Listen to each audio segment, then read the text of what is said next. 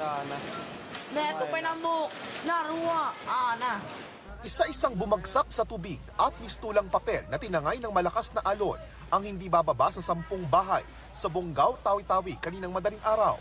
Ayon sa mga residente, agad nakalikas sa mga nakatira roon matapos silang abisuhan ng mga otoridad na agad ding nakaresponde. Nasa covered court na ang mga apektadong pamilya.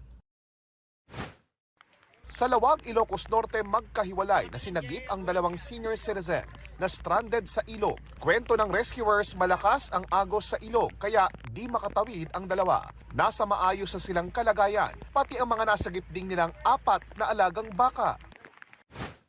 Sa Nueva Vizcaya, 5 oras na isinara ang Nueva Vizcaya-Benguet National Road sa mga motorista para sa clearing operations dahil nabalot ito ng putik. Pinag-iingat ng mga otoridad ang publiko sa pagdaan sa lugar.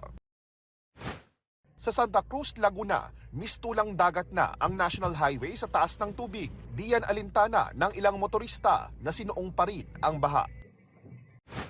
Ganyan din ang sitwasyon sa Taft Avenue sa Maynila kagabi. Stranded ang ilang commuter. Napaatras pa ang ilang motorista dahil sa taas ng tubig. Abot binti naman ang baha sa bahagi ng Pedro Hill. Bumaha rin sa Espanya Boulevard, kaya may mga sasakyang huminto muna sa gilid.